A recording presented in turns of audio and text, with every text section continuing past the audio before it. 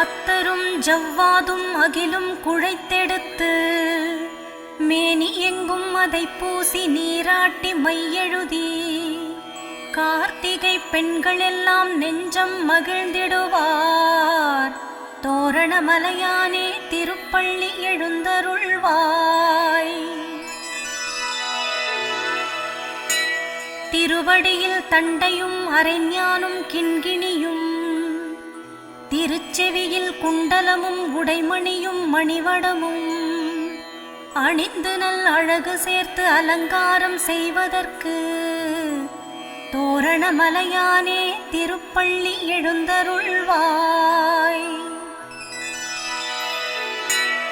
கொக்கென்று நின்றவனாம் சூரனவன் உடல் கிழித்து பிழை உணர்த்தி பேறு தந்த பெருங்கருணை பெருமானே, கொக்கரக்கோவென்று சேவல் கூவி சிலிர்க்கிறது தோரணமலையானே திருப்பள்ளி எழுந்தருள்வாய்.